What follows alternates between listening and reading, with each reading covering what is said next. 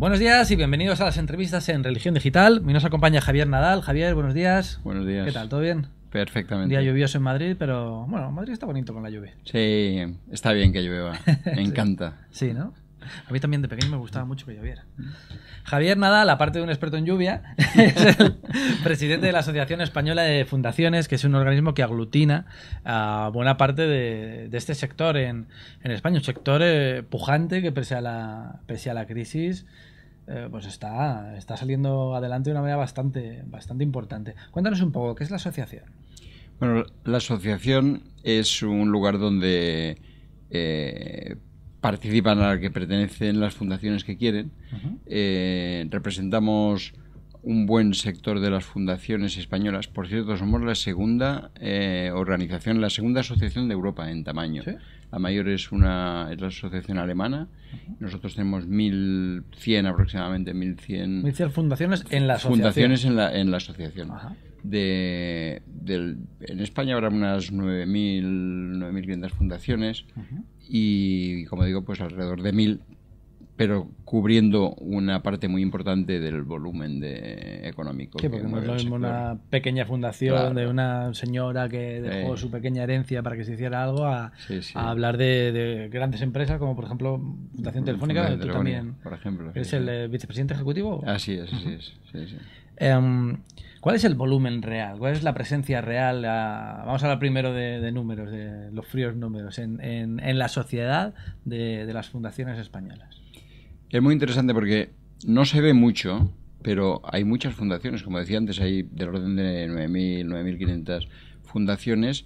Están en muchos campos de actividad. Siempre muy importante, las fundaciones existen porque hacen actividades de interés general. O sea, no vale hacer una cosa porque a uno le interesa. Tiene que ser de interés general. Sí. Si no, no se acepta como fundación. Con lo cual hay 9.000 entidades o 9.500 que se dedican a actividades de interés general. Todo el conjunto de qué volumen económico, digo lo económico porque al final lo más fácil de medir es lo económico. Claro. El volumen económico nosotros estimamos en los estudios que venimos haciendo alrededor de unos 9.000 millones, 9.500 millones de ingresos anuales. Que hay día que no lo ganamos. Efectivamente, algunos días no llegamos a tanto. No llegamos a eso. Y venimos a ser pues como alrededor del 1% del Producto Interior Bruto. Pero hay que tener en cuenta una cosa. Eso es el valor, el dinero que realmente se gestiona. Pero las fundaciones tienen una cosa muy importante, y es que además de la gente que trabaja en ellas y que cobra un salario, que son alrededor de 200.000 en España, además de eso hay miles de voluntarios, hay más de 70.000 personas voluntarias que están haciendo un trabajo que también se suma. Ese no se cuenta porque es voluntario. Y la potencialidad del beneficio social que eso comporta, que el ahorro, por decirlo muy entre comillas, que supone para la sociedad el trabajo que... Claro, podríamos decir que es un valor que no lo cuentas en dinero porque se hace gratuitamente, pero es un valor. O sea, 200.000 trabajan, 10.000 además son trabajadores indirectos que también actúan alrededor de las fundaciones, pero alrededor de 70.000 son personas voluntarias que hacen trabajo para la sociedad. Verán ustedes que las asociaciones españolas son un buen músculo en nuestra sociedad en un momento especialmente crítico. Llevamos unos años ya de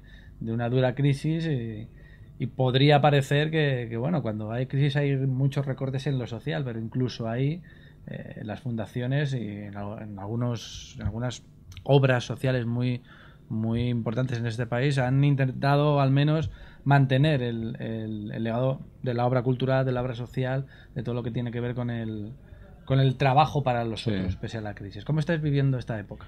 Bueno, yo creo que evidentemente la crisis es una cuestión dolorosa, ¿no? Pero también dentro de eso hay aspectos positivos a considerar, y justamente es que a medida que hay nuevas situaciones de crisis, hay nuevas actividades de fundaciones que aparecen para atenderlas y de personas que voluntariamente dan su trabajo y su esfuerzo para resolverlo. Y la verdad es que la sociedad española es muy solidaria y las personas, hay cantidad de personas maravillosas que se implican en los programas, en los proyectos, en los problemas nuevos que aparecen. Y nosotros solemos decir que allí donde hay un problema aparece una fundación, y creo que no nos equivocamos mucho. Siempre donde hay problemas aparece gente y asociaciones intentando buscar soluciones. Exactamente. A los problemas. ¿Qué sucede cuando esos problemas concretos desaparecen? Quiero decirte, ¿una fundación siempre está destinada para un fin concreto? ¿Hay posibilidad de modificaciones? Bueno, las fundaciones tienen un momento de fundación. O sea, cuando se crea, se funda, y tienen normalmente una persona física o jurídica, a veces es una empresa, a veces es una entidad, pero muchas más veces una persona física, ¿sí?, que es el fundador, decide crear una fundación. En ese momento tiene que decir, esta fundación va a ser para esta labor social, para esta actividad, para esta labor cultural, para esta cuestión de becas, por ejemplo, lo define. Y a partir de ese momento le asigna un capital, un dinero, encuentra unos recursos que destina a eso, y hay un órgano en la administración que se llama el Protectorado de Fundaciones, que se encarga de vigilar que efectivamente esa entidad cumple esa misión para la que se creó. Es verdad que podría desaparecer el problema para el que se creó. Entonces, ¿qué ocurre? Pues ocurre que puede desaparecer la fundación o se puede reconvertir y cambiarle el objeto social, siempre bajo la supervisión del protectorado. Eso ahora es muy hablaremos importante. del protectorado, Sí, que es una figura... un tema a interesante. mí me suena muchísimo a Casablanca, no sé por qué, el tema del protectorado. Sí, por aquello del protectorado. Sí, sí, de Vichy, interesante. Pero no tiene mucho, no sé si tiene algo que ver o no. Pero hablabas de las fundaciones que cambian de objeto, y supongo que también habrá muchas que llegue un momento en el que desaparezcan y otras que vayan surgiendo. Sí. ¿Cómo está la salud de las fundaciones? Me has dicho que sois como en torno a 9.500. ¿La crisis está afectando a que desaparezcan algunas, a que surjan otras? Sin duda desaparecen, pero permanentemente aparecen. O sea, hay un gran dinamismo en la creación de fundaciones y también en la desaparición, o bien porque se extinguen, o bien, otra cosa importante, en este momento de crisis lo que ocurre es que hay fundaciones que de pronto, con los recursos que tienen más dificultad de llegar a los fines que tenían planteados. Y lo que estamos propiciando desde el ámbito de la asociación, que justamente en la asociación queremos ayudar a ser más sostenible el mundo fundacional. Y más eficaces. A lo que estamos ayudando es a que se junten, a que se fusionen o a que trabajen en conjunto, porque con menos recursos pueden llegar más lejos. Entonces hay muchas fundaciones que hacen las mismas cosas y que entre sí no se conocen. Entonces propiciamos en el seno de la asociación un entorno de contacto, de conocimiento, de networking, que se dice ahora, ¿no? ¿Cuándo os dais cuenta en el mundo de las fundaciones, de las asociaciones, que os falta esto precisamente, una asociación, un aglutinador, un algo que sirva de eje para conoceros, para poder trabajar en común, etcétera? ¿Cuándo ocurrió? Hacía muchos años. De hecho, hubo dos movimientos paralelos, y hace alrededor de 15 o 16 años que confluyeron los dos, y la verdad que con éxito, en el sentido de que es una actividad necesaria para mejorar, para intercambio de experiencias también, y una cosa muy importante, para mejorar la transparencia del sector, para mejorar en la gobernabilidad, porque eso es muy importante, y sobre todo pues en conseguir una mayor visibilidad externa, ¿no? La transparencia en un mundo como el de hoy, en una sociedad como la de hoy, en la que todo el mundo parece ser sospechoso de todo, es algo vital. Es algo vital. Y yo creo que además en esto no hay que ser tímidos, y que cualquier medida es poca, y hay que ir cada vez más, porque al fin y al cabo pues las fundaciones no son de nadie, y las fundaciones son para dar beneficios a los beneficiarios finales, y la responsabilidad de los patronatos, que son los que gobiernan el órgano de gobierno de las fundaciones, es ser muy eficaces, ser muy eficientes, y por lo tanto hay que ser transparente con los donantes y con los beneficiarios. Y con la propia sociedad. Que al final es, claro. A mí un pequeño mapa de las fundaciones, de a qué se dedican en su mayor parte, ¿cómo está el...? Pues hay, como decía antes, todas tienen que dedicarse a actividades que sean de interés general.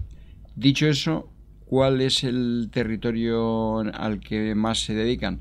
Sin duda al mundo de la cultura y la educación. Si hacemos un panorama así general, aproximadamente la mitad de las fundaciones están en el entorno de cultura, educación, investigación, aproximadamente de ese 50%, un 30% están en cultura, educación, un 20% en investigación. Luego hay todo tipo de actividades de actividades.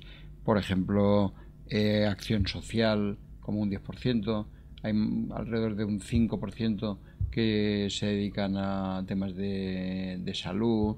Hay otras que también hay un buen porcentaje en temas de cooperación, sobre todo internacional. Tenemos alrededor del 15% de las fundaciones tienen un objetivo internacional, no exclusivamente internacional, pero sí tienen actividad internacional. Como otro 20% son de actividades de ámbito nacional, y luego hay un porcentaje muy amplio que son regionales locales y hay muchas que son de acción del barrio local o cuestiones muy ligadas a temas familiares, si tienen un legado de algún tipo que quieren poner a disposición del público, pero que está ligado a cosas más próximas, incluso familiares. ¿Qué sería este país sin fundaciones, sin la labor que realizáis? Pues yo creo que sería, esa es una buena pregunta. Si de pronto un buen día cerraran todas las fundaciones, nos encontraríamos con hospitales que no funcionarían, con colegios que cerrarían, con comedores públicos que desaparecerían o que no funcionarían, con miles de becarios de carreras universitarias o de posgrado que se quedarían sin acción, cantidad de museos que cerrarían. Claro. Estaba haciéndote la pregunta y pensando pensando en tantos y tantos museos y en tantos cuadros que lamentablemente se verían abocados a la destrucción, probablemente con el paso del tiempo. En fin, me has hablado de los becarios. Buena parte de la educación superior en este país es posible gracias a que muchas personas que quieren estudiar y no tienen probablemente la capacidad económica para hacerlo en lugares de prestigio, tienen la ayuda, la colaboración de multitud de becas de distintas instituciones. Sí. Eso es algo que no se conoce mucho, pero que es fundamental para luego poder tener una sociedad de hombres y de mujeres que sean inteligentes y que sean capaces de construir y de presentar novedades. Yo creo que en estos tiempos y además... de evitar, también el transfugismo de cerebros, la fuga de cerebros. Bueno, yo en la cuestión de la fuga de cerebros tampoco, o sea, es preocupante, pero no tanto, porque está bien que los buenos cerebros viajen. Bueno, claro, no hay nada como estar un poquito viajado. La universalidad. Salir por el mundo, conocer, porque además el que sale fuera normalmente tiene sus raíces y lleva el país internamente yo he vivido muchos años en el extranjero y te aseguro que tienes ganas de volver y además vuelves enriquecido, eso está bien. Pero bueno, claro, otra cosa es que perdamos a todos los activos y a eso me refería. Evidentemente estoy de acuerdo, pero evidentemente es muy importante el esfuerzo que se hace para becar a estudiantes y poder ir a las mejores instituciones. Yo creo que eso solo por la vía de fundaciones y iniciativas privadas tipo fundación se está consiguiendo. Eso me parece una de las mayores aportaciones. ¿Cuál es vuestra interlocución con el Estado? Porque sí me consta que hay una serie de problemas todavía de ajustes, llamémoslo como queramos, en la relación y en la propia configuración jurídica y fiscal y de todo tipo de las fundaciones. Sí, nosotros tenemos problemas, como todo el mundo. Tenemos importantes problemas. Interlocución. Decía al principio que hay un órgano en la administración que es el protectorado. El famoso protectorado. Los famosos protectorados. Exactamente. La ley dice el protectorado. La realidad que ocurre que hay casi 50 protectorados. Y que el protectorado es un órgano de la administración con el cual la fundación dialoga. Y a ese órgano hay que mandar todos los años las cuentas, el órgano tiene que aprobar el plan de acción. Digamos, hay una regulación fuerte para darle transparencia. Pero el hecho de que sean tantos lugares... y además esa información que se le da al protectorado es pública, porque hay un registro público en el que las cuentas de todos los años, los cambios importantes, todo va al registro. Sí. Y eso es público y accesible. Pero el problema es que al haber tantos protectorados y tantos registros, es muy difícil de ver todo eso. ¿Y eso va por criterios geográficos? ¿Te quiero decir? ¿Hay protectorados provinciales, por así No, decirlo? hay protectorados de comunidades autónomas, porque como decía... O sea, que una fundación nacional, a nivel nacional, sí, tiene que pasar por bueno, pues ahí ¿por está. cuántos filtros? ¿Por 30? No, si hubiera... cada fundación pasa por un solo protectorado, pero, por ejemplo, no todas las fundaciones que son de ámbito estatal van al mismo protectorado. Hay 8 o 10 protectorados, porque hay uno en el Ministerio de Cultura, otro en el Ministerio de Empleo, otro en el Ministerio de Transportes. Al final, cada actividad ha creado su propio protectorado, y hay protectorados nacionales donde hay 8 fundaciones y hay otros donde hay 500, y lo deseable, que además lo marca la ley, es que hubiese uno solo, por lo menos de ámbito estatal, que todas las fundaciones de ámbito estatal, que son como el 40% de todas las que hay, estuvieran en un único protectorado, y eso permitiría, primero, que los criterios de actuación fueran uniformes, que cuando tú le pides algo quieres hacer un cambio, una fundación quiere modificar su objeto social, bueno, pues que los criterios sean los mismos porque es un único lugar donde se aplica. Además, luego a la hora de justificar una fundación que pueda tener como objeto la educación y la promoción de actos culturales, por así decirlo, en el momento, ahora no sé cómo está, creo que el ministerio es el mismo, pero ha habido épocas en las que eran distintos. Efectivamente. Claro, a la hora de plantear, tienes que plantear a 2 protectorados.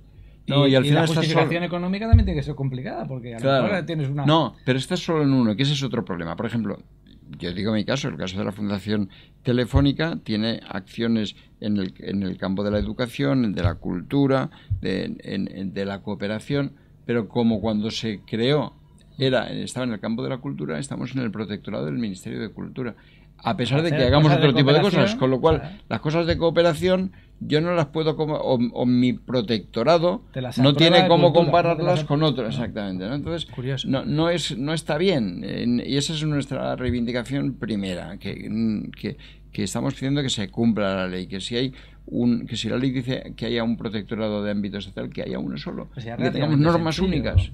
Javier.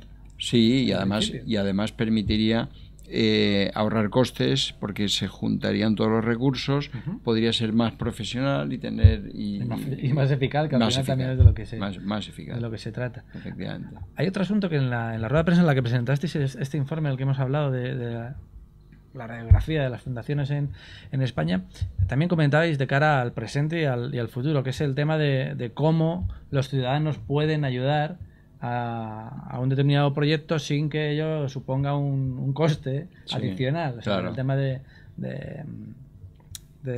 poder detraer estas subvenciones, donativos o como lo queramos llamar.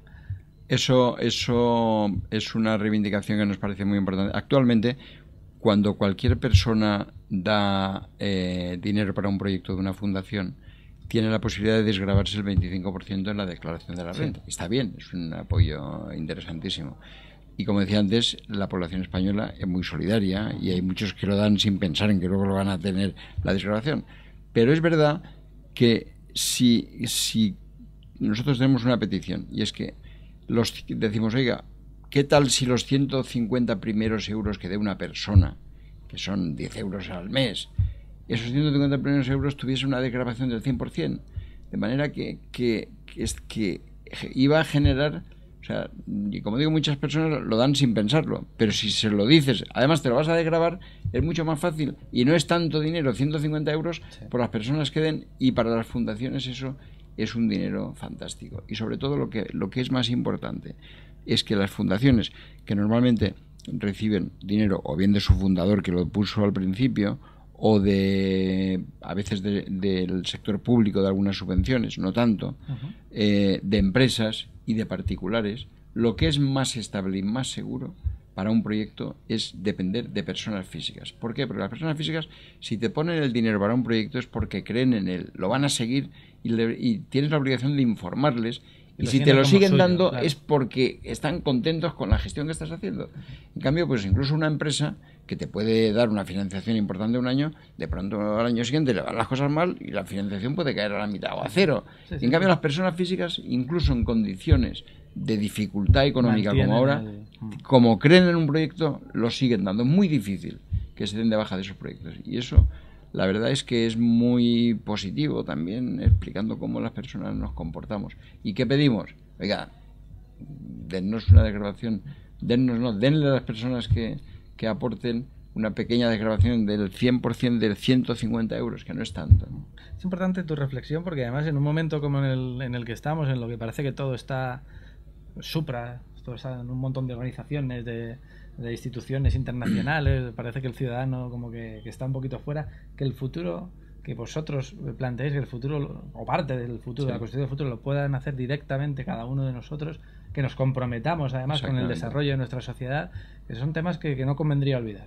No, yo creo que eso es importantísimo y además yo creo que las nuevas tecnologías, la red, es fantástico. Están apareciendo modelos de financiación de micro, y esto que digo de 150 euros puede parecer pequeño, pero es que hay hasta más micro. Hay el crowdfunding, o sea, el que la multitud te da fondos, que es lo que significa esa palabra, y es que te puede dar 2 euros, tú pones en la red y hay plataformas y hay maneras de hacerlo, pones en la red, explicas un proyecto y la gente te da 1 euro, 2 euros, 3 euros y puedes llevarlo adelante. Y eso es una herramienta magnífica. No, y los que fueron pioneros, aquellos que son proyectos para comunidades determinadas, como la de Ayuda en Acción o cualquier otra que tú pagas, no estás apadrinando a un niño, aunque parezca que estás apadrinando a un niño, estás apadrinando a un proyecto, no vas a darle de comer a un niño y al vecino no porque no tiene padrino. Pero sí es cierto que a veces las personas necesitamos ver ponerle ojos al proyecto. Es verdad. Y eso, bueno, también es interesante. Y bueno, y hay que innovar también en el ámbito de lo solidario y del desarrollo. Estamos acabando ya, Javier, pero bueno, sabes, estamos en religión digital, estamos viviendo un tiempo, bueno, novedoso. Cuando menos, Benedicto XVI acaba de plantear su renuncia, un hecho inédito en los últimos al menos 8 siglos de la historia de la Iglesia. ¿Qué opinión te merece, si es que tienes alguna, sobre la renuncia del Papa? Hombre, a mí me parece, sin entrar en el fondo de sus razones y tal, lo que sí me parece genial la capacidad que ha tenido ahí el Papa también de de agitar la organización en un sentido positivo. Es decir, es que a mí me parece muy interesante hacer gestos que obligan a reflexionar, a tomar decisiones y a ser no intérpretes, sino actores de las decisiones. Y eso ha puesto a la Iglesia a pensar y a trabajar, ¿no? Me parece muy bien. ¿Tienes alguna quiniela o algún esquema de por dónde te gustaría que fueran los tiros? Bueno, yo eso ya se me escapa mucho. Sí, ¿no? Seguro que lo van a hacer muy bien, siempre tienen mucha experiencia. Sí. No, pero es interesante esto que dices de que en cierto modo la renuncia de Benedicto XVI ha puesto a la Iglesia, o ha despertado a algunos que están dando y decir, oye, que nos tenemos que poner de verdad a trabajar y no sé si a cambiar las cosas o a mantenerlas como están, pero al menos a dar esa sensación de que hay que seguir haciendo cosas. Gracias a vosotros porque seguís haciendo un montón de cosas desde la Asociación Española de Fundaciones. Si ustedes quieren saber algo más de ellas, aquí les habrá aparecido un rotulito. Les repito, la URL es www.fundaciones.org. Y Javier Nadal, muchísimas gracias. Ha sido un placer, muchísimas gracias a vosotros. Y esta es vuestra casa. Gracias. Y pues nada, a ustedes les esperamos en nuevas ediciones de las entrevistas en Religión Digital. Muy buenos días.